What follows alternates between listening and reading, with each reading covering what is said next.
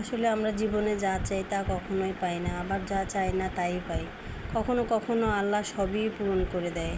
তো হ্যালো বন্ধুরা, আসসালামু আলাইকুম। আপনারা সবাই কেমন আছেন? আশা করি ভালো আছেন। তো আজকে শুক্রবারের দিন। তো আমার হাজব্যান্ড সকালে উঠেও একটু বাইরে গেছিলো, তো তার জন্য আমি কিছু নাস্তা বানিয়ে নিলাম।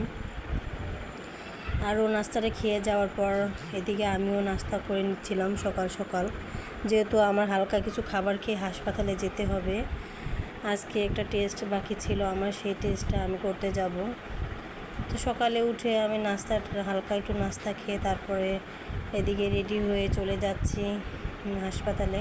অবশ্যই জানেন এত গরম যে আমি মানে কোনো কিছুই পরতে ইচ্ছা করতেছে না, বোরকা পরে আমার বাইরে যেতে ইচ্ছে করতেছিল না, যে এতটাই গরম ছিল। তো তারপরও কিছু করার নেই, যেতে হবে যেহেতু বাইরে। তো আমি বোরকাটা পরে রেডি হয়ে গেলাম। আর এই অবস্থায় আসলে কোনো কিছুই ভালো লাগে না, আর খুবই গরম লাগে এই অবস্থায়। আর এদিকে আমার ভাগ্নি আমার সাথে আগের দিন দুপুরে আমার সাথে ভিজে ছিল। তো টুকটুকিটাকে একটু দেখতে দেখতে আমার মনটা আরও বেশি ভেঙে যায় এই টুকটুকিকে দেখলে। আসলে আমার ভাগ্নিকে আমি অনেক বেশি ভালোবাসি, আর ওকে দেখলে আমার কলজেটা ফেটে যায়, যাতে আমার সন্তানটাও ভালোভাবে দুনিয়াতে আসে। আল্লাহ গো, তোমাকে একটা কথা বলতে চাই, তুমি যেভাবে আমাকে দুনিয়াতে আমার পেটে আমার সন্তান দিয়েছো, খুশি হয়ে তার চেয়ে বেশি খুশি হয়ে আমার বুকে আমার সন্তানকে ফিরিয়ে দিও আল্লাহ। তুমি আর কোনো রকম কোনো আপদ বিপদ দিও না আল্লাহ। আমি তোমার কাছে এটাই প্রার্থনা করি আল্লাহ। তো যাই হোক, আমি এদিকে সকালে হাসপাতালে গিয়েছিলাম। হাসপাতাল থেকে এসে রান্না বসিয়ে দিয়েছি, আর আসার সময় কিছু লাউ শাক নিয়ে আসছিলাম। অনেক দিন লাউ শাক খাওয়া হয় না, তো ভাবলাম লাউ শাক নিয়ে যাই।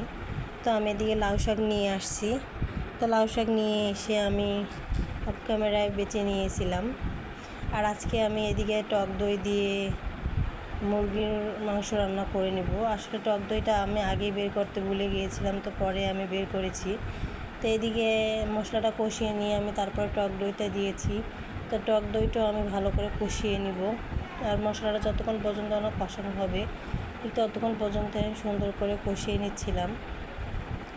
তারপর মাংসটা দিয়ে দিয়েছি।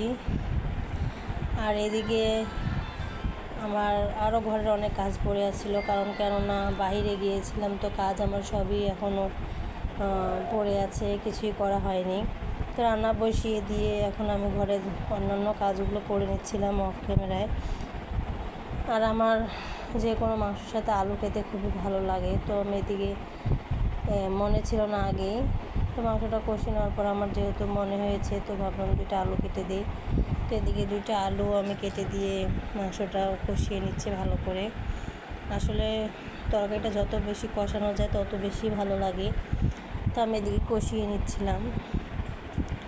তো আপনাদের সাথে একটা কথা শেয়ার করি। আসলে আমার গর্ভে যে সন্তান আল্লাহ দিছে, আমার জন্য সবাই দোয়া করবেন যেন আমার সন্তানটা ভালো থাকে, সুস্থ থাকে, দুনিয়াতে ভালোভাবে আসতে পারে। আল্লাহ যেভাবে আমার পেটে দিয়ে খুশি হয়েছে তার চেয়ে দ্বিগুণ খুশি হয়ে যেন আমার বুকে ফিরিয়ে দেয় আল্লাহ। আমার জন্য সবাই একটু দোয়া করবেন, কারণ আগে সন্তানটা হারিয়ে আমি অনেক কষ্ট পেয়েছি। আমি চাই না আমার মতন আরও কেউ কষ্ট পাক বা আমি আর কষ্ট পাই। তো আমার মতো কে কে এভাবে রান্না করতে বসে ক্ষুধা লেগে রান্নার মাঝখানে বসে বসে খান। তো আমি রান্না করতে করতে অনেক ক্ষুধা লেগে গিয়েছিল। আসলে দেখতেই পাচ্ছেন আমি সকালবেলা হালকা খেয়ে আমি হাসপাতালে গিয়েছিলাম, যেহেতু আমার ইউরিন টেস্ট ছিল। তো ক্ষুধা লেগে গিয়েছিলো কাজ করতে করতে, এদিকে রান্নার ফাঁকে আমি একটু খেয়ে নিচ্ছিলাম। তো খেয়ে দিয়ে এখন লাউ শাকটা আমি যে বেছে ধুয়ে রেখেছি সেটা একটু রান্না করে নিচ্ছি। আর আমার হাজব্যান্ডও বাসায় ছিল না, এই জন্য রান্নারও অত তাড়াহুড়ো নেই। তো আস্তে ধীরে সব কিছু করে নিচ্ছিলাম। ও একটু বাইরে গেছে আসলে, তো বাইরে যাওয়াতে আমার ভালোই হয়েছে। এদিকে আমার হাসপাতালেও যাওয়ার কাজটা সেরে নিলাম, আর এদিকে ঘরের কাজগুলো আমার হয়ে গেল। তো কাজকাম আস্তে ধীরে করে নিচ্ছিলাম। সেদিন বেশি প্রেশারও পড়েনি আমার উপরে। তো এদিকে আমি রান্না বাড়া সব শেষ করে দুপুরে ফ্রেশ হয়ে তারপর একা একাই খেয়ে নিচ্ছিলাম, যেহেতু ও ছিল না। একা একা খেতে আসলে আমার ভালো লাগে না। আর আমরা দুজনে একসাথে সবসময় খাই, লাঞ্চে আর রাত্রে। তো এই দুইটা টাইম আমরা দুজন সবসময় একসাথে খাই। তো আজকে আমার খুবই খারাপ লাগতেছিলো একা একা খেতে, কিন্তু কিছুই করার নেই। আজকে যেহেতু একটু বাইরে গেছে, তো আমাকে একটু স্যাক্রিফাইস করতেই হবে। তো আমার ভিডিওটি সবার কেমন লাগে আশা করি ভালো লাগবে। তো আমাকে সবাই প্লিজ সাপোর্ট করবেন, আমার চ্যানেলটি সাবস্ক্রাইব করে রাখবেন, আমাকে একটু লাইক কমেন্ট শেয়ার করবেন। তো আল্লাহ হাফেজ।